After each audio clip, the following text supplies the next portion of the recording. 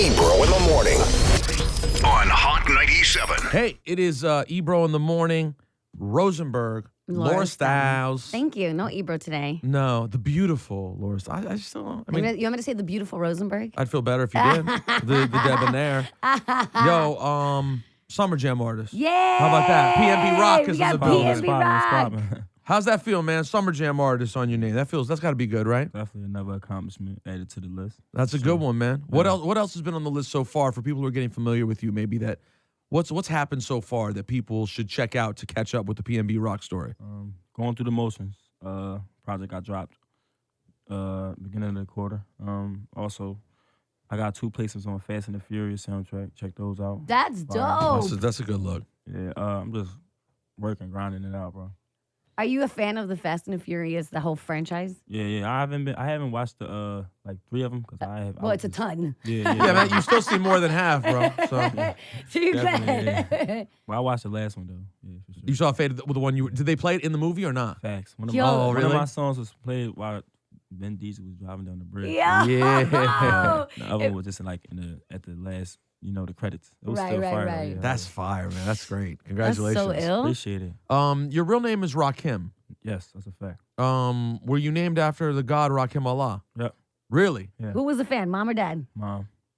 Same It's so as ASAP funny. Rocky. Same as Rocky, right? Yeah, ASAP Yeah. Rocky named after Rakim because his mom was a fan of Rakim. Yeah, Laura, is legendary. Rakim a handsome gentleman? Was he like back in the day? He Like, had I could see. a certain swag. to Right, him. right. So I guess I take that to mean your parents are big hip hop fans. Facts. And so, what kind of music did you grow up with in the house? All types of music. My mom was like a music head, so she listened to doo-wop music, old school music, all type of music, bro. Hip hop. She just was a music head, so I came up listening to everything. And So- where? Go ahead. No, Laura, sorry. so how did you get the music bug? Like, when did you decide, like, yo, this is definitely for me? Like, I mean, you started like doing little performances as a young kid, talent like show. my whole life, like I always was really into music. Like I wasn't really into nothing else. You feel me? Like I was like a music, money and girls type of person. Like I ain't really was into nothing else. But when I got locked up, I did 33 months upstate. That's when I really like wanted to see what I wanted to do with my life. Period. And music was always something that I knew I knew I had a good voice. You feel me? And people was up there making music, and I feel like I could have tried it out, and I did, and it came out fire. You feel me? So yeah. So a couple of things. Number one, where exactly are you from? Are you from inside Philadelphia, like in the city proper? Facts. Or where exactly? What neighborhood? Uptown, Germantown. Okay, from Germantown. Yeah. And you, from what I saw, you got in trouble pretty early, correct? Yeah, I just like as a young adult, I made a lot of mistakes.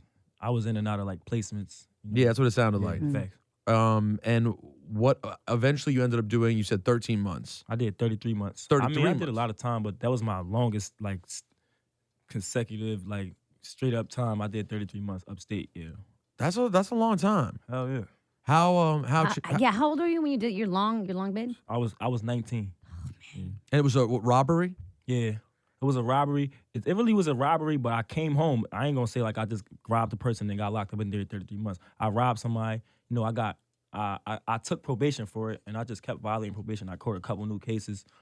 My PO wasn't feeling it, you feel me? And it just sent me upstate. Like, it just got tired of me just thinking I could do what I want, you feel me? Yeah, POs. I don't know much about it. From what I've heard, POs are not big on regular violators. That's not the thing. Nah, like Yeah.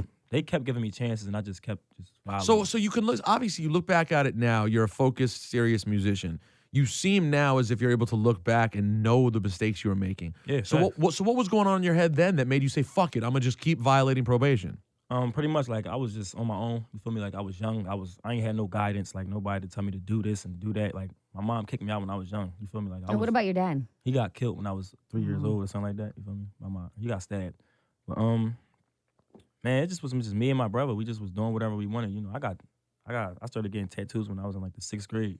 Sheesh. I mean, I just was that type of kid. Like I was always into some shit. You feel me? So it was like You have a younger brother or older brother? I got 4 brothers. Oh, okay. Yeah, I got 2 older, 2 younger. One of them just recently got killed though. Well, I'm sorry to hear that. When was that? Last June.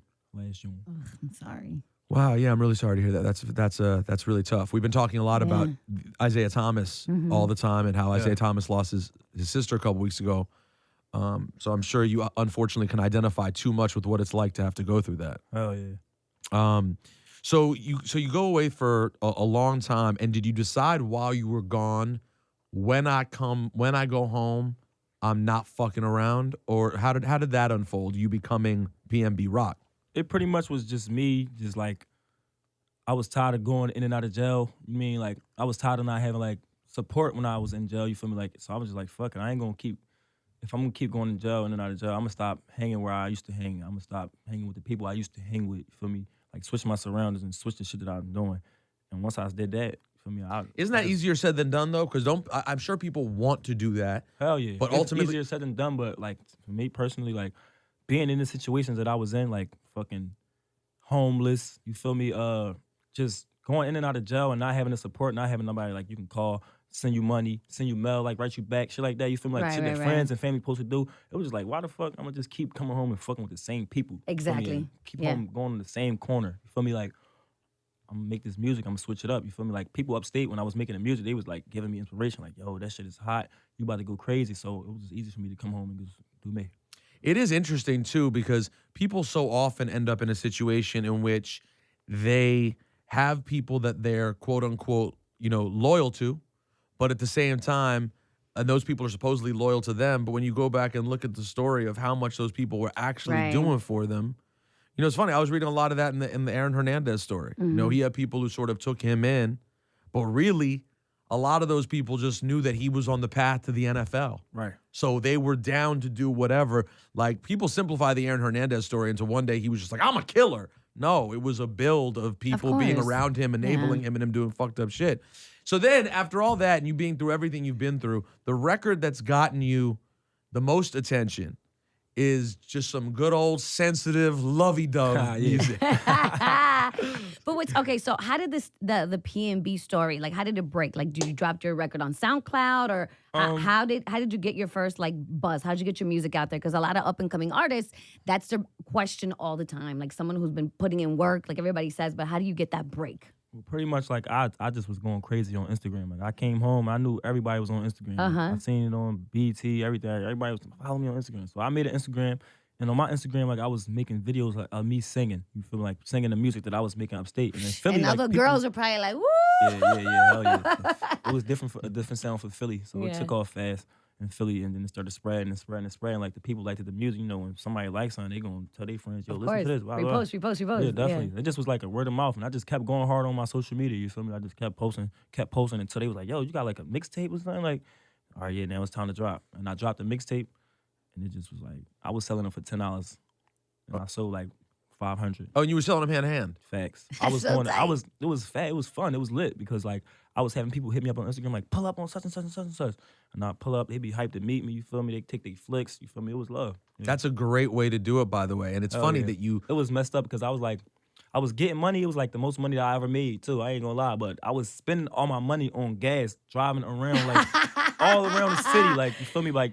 I was just like, damn, I'm sold all these CDs, but I'm trying to look like, where the money at? Like, right. But you're reinvesting in your craft. That's what you're doing. You saw like the bigger picture. You're like, okay, look, if I keep building, keep planting these seeds, I'm gonna keep growing. I just like that you. I like the hybrid. I like that you use social media to meet people, but you were still selling them a physical product hand to hand. Yeah, that's a creative idea. So that being said, how did you end up being, 2017 Street Keith Sweat? You know what I'm saying? That's a good one. There you go.